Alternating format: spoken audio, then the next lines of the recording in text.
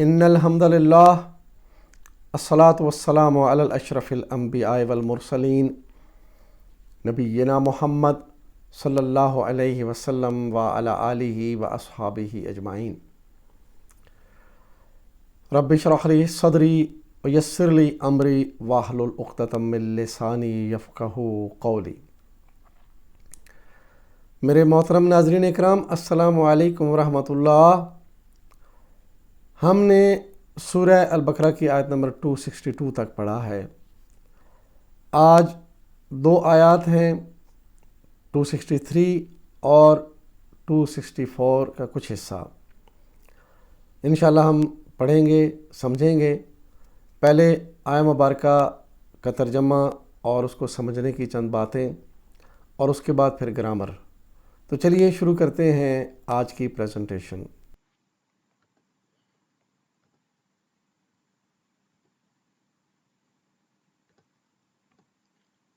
اعوذ باللہ من الشیطان الرجیم، بسم اللہ الرحمن الرحیم۔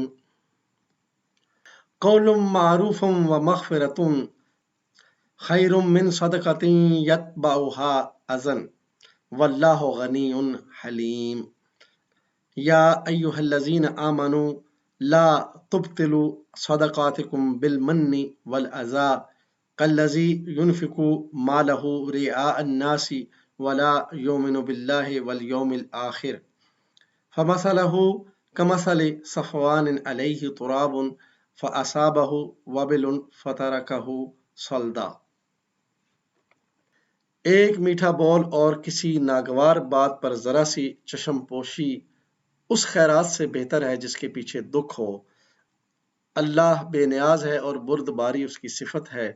اے ایمان والو، اپنے صدقات کو احسان جتا کر اور دکھ دے کر اس شخص کی طرح خاک میں نہ ملا دو جو اپنا مال محض لوگوں کو دکھانے کو خرچ کرتا ہے اور نہ اللہ پر ایمان رکھتا ہے نہ آخرت پر۔ اس کے خرچ کی مثال ایسی ہے جیسے ایک چٹان تھی جس پر مٹی کی تہ جمی ہوئی تھی۔ اس پر جب زور کا میںہ برسا تو ساری مٹی بہہ گئی اور صاف چٹان کی چٹان رہ گئی۔ محترم ناظرین اکرام، آپ نے آج کی آیات کا ترجمہ سنا۔ پچھلی آیت میں ہم نے پڑھا تھا کہ جو لوگ اللہ کی راہ میں خرچ کرتے ہیں اور خرچ کرنے کے بعد نہ تو اپنا احسان جتاتے ہیں اور نہ ہی کوئی اذیت پہنچاتے ہیں، ان کے لیے کوئی خوف اور کوئی غم کا موقع نہیں ہوگا۔ آج کی آیت مبارکہ میں فرمایا کہ وہ لوگ جو اپنا مال خرچ کر کے اس کو پھر احسان کے طور پر لوگوں کو جتاتے ہیں اور ان کو اذیت بھی دیتے ہیں، یعنی ان سے پھر جو ہے وہ مشقت بھی کرواتے ہیں، تو ایسے جو خرچ ہیں اللہ کی راہ میں، اللہ نے فرمایا کہ اس سے بہتر ہے کہ تم ایک میٹھا بول بول دو، یا کسی معاملے میں کوئی غلطی ہو جائے، بھول چوک ہو جائے تو صرف نظر کرو، تو یہ اس خیرات سے بہتر ہے جس کے پیچھے یہ احسان جتانا بھی ہو اور اذیت دینا بھی ہو۔ تو اللہ تعالیٰ غنی بھی ہے اور حلیم بھی ہے، یعنی اللہ بے نیاز ہے، اللہ بردبار ہے، اللہ تعالیٰ کو تمہارے اس خرچ کی ضرورت نہیں ہے۔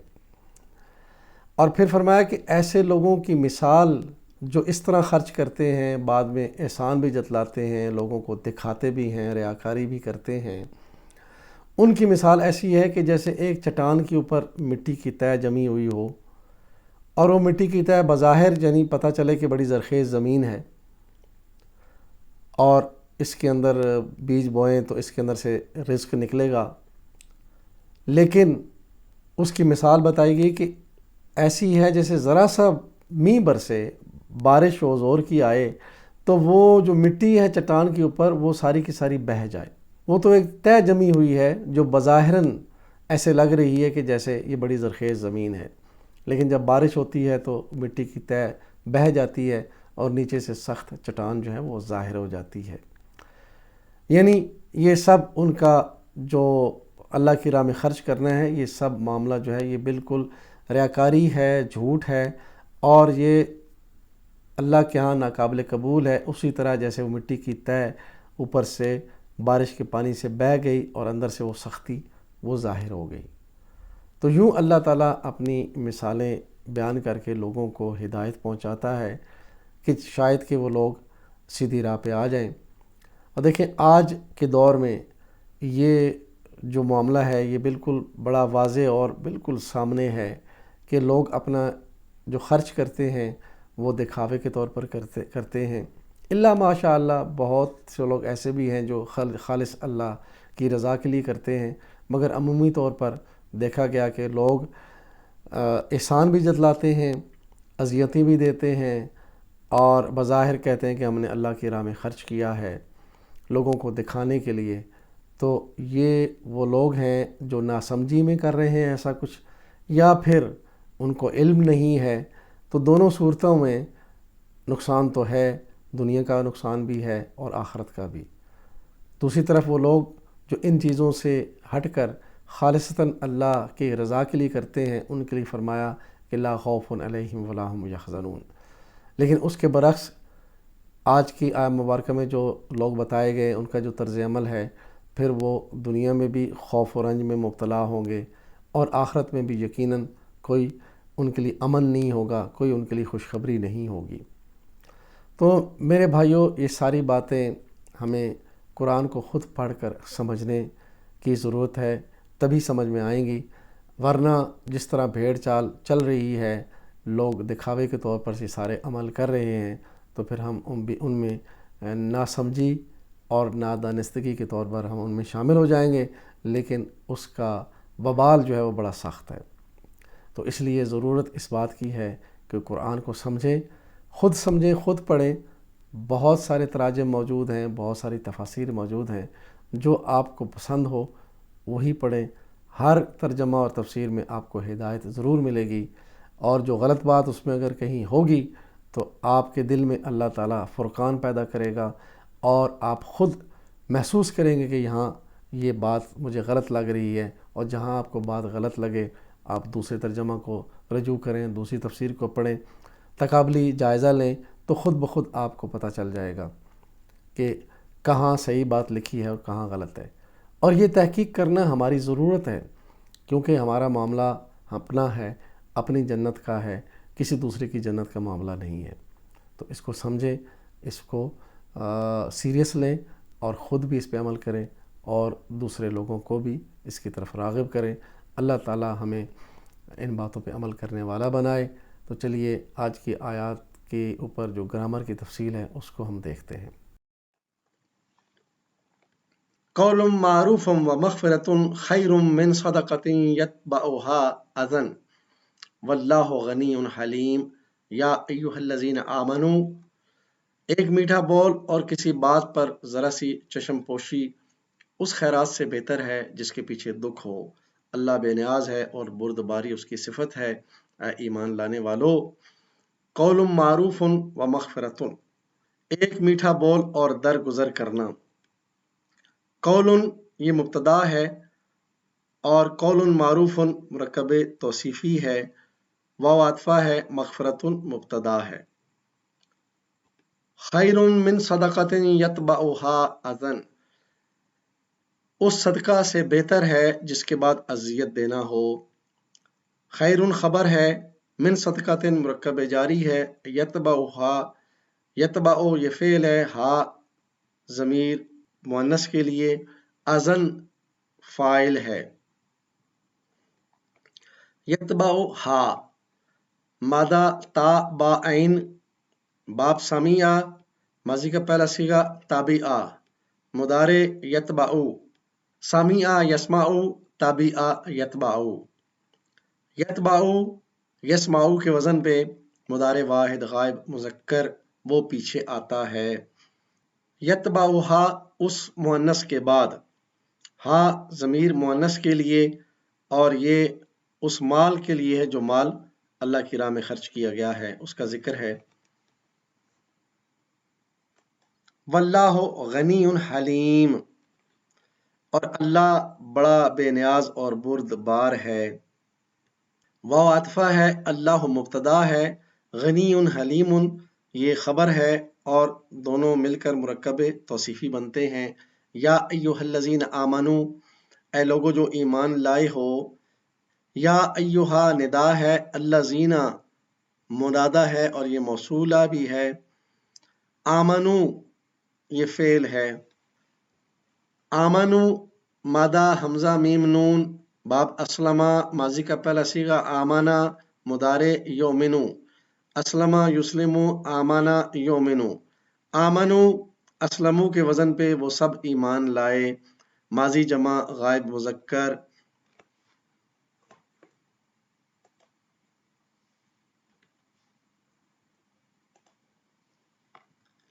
لا تبطلوا صدقاتکم بالمن والاذى کالذی ينفق مالہ رئاء الناس ولا یؤمن باللہ، اپنے صدقات کو احسان جتا کر اور دکھ دے کر اس شخص کی مانند خاک میں نہ ملا دو جو اپنا مال محض لوگوں کو دکھانے کو خرچ کرتا ہے اور نہ اللہ پر ایمان رکھتا ہے۔ لا تبطلوا صدقاتکم، مت برباد کرو اپنے صدقات کو، لا تبطلوا یہ فعل نہیں ہے، صدقاتکم مرکب اضافی ہے یعنی اپنے صدقات کو، لا تبطلوا مادہ با تا لام باب اسلمہ ماضی کا پہلا صیغہ، ابطلا مضارع یبطلو، اسلمہ یسلمو، ابطلا یبطلو، یہ فعل نہیں ہے اور اسلمہ کے لیے واحد فعل نہیں ہوگا، لا تسلم، جمع کے لیے لا تسلمو، اسی طرح ابتلا کے لیے ہوگا لا تبتل اور جمع کے لیے لا تبتلو، تو یہاں پہ لا تسلمو کے وزن پہ لا تبتلو، تم سب برباد نہ کرو۔ بالمن والاذی، احسان جتا کر اور دکھ دے کر، بالمنی مرکب جاری یعنی احسان جتا کر، واو عطفہ ہے، اور بالاذی یعنی اذیت دے کر، والاذی یہاں پہ محلن اسم مجرور ہے کیونکہ بی کے ساتھ مل کر یہ مرکب جاری بنتا ہے، لیکن اذی جو ہے یہ مبنا اسم ہے تو مبنا جو ہے وہ بدلتے نہیں، ان کے نیچے زیر نہیں آتی، یہ کھڑی زبر والے اسماء یا الفاظ ہوتے ہیں، تو بالاذی مرکب جاری بنا، کالذی ينفق اس کی طرح جو خرچ کرتا ہے، کالذی یہ مرکب جاری ہے، کا حروف جارہ میں سے ہے تو الذی کے ساتھ مل کر مرکب جاری بنا، ينفق فعل ہے، ينفق مادہ نون فا قاف باب اسلمہ ماضی کا پہلا صیغہ، انفقا مضارع ينفق، اسلمہ یسلم، انفقا ينفق، ينفق مضارع واحد غائب مذکر، یسلمو کے وزن پہ وہ خرچ کرتا ہے،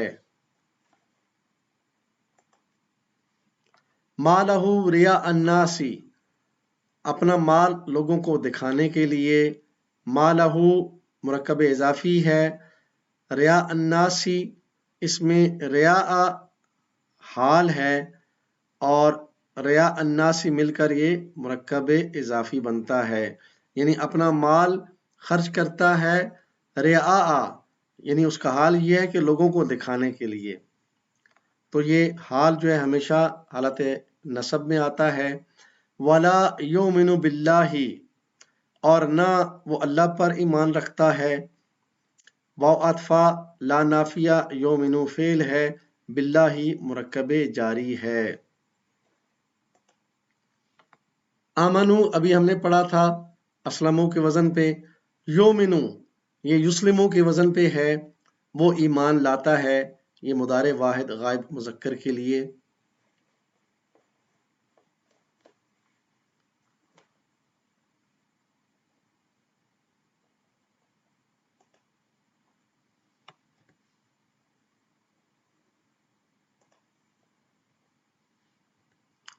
والیوم الآخر فمثلہ کمثل صفوان علیہ تراب فاصابہ وبل فترکہ صلدا، اور نہ روز آخرت پر ایمان رکھتا ہے، اس کے خرچ کی مثال ایسی ہے جیسے ایک چٹان تھی جس پر مٹی کی تہ جمی ہوئی تھی، اس پر جب زور کا میںہ برسا تو ساری مٹی بہہ گئی اور چٹان صاف چٹان کی چٹان رہ گئی۔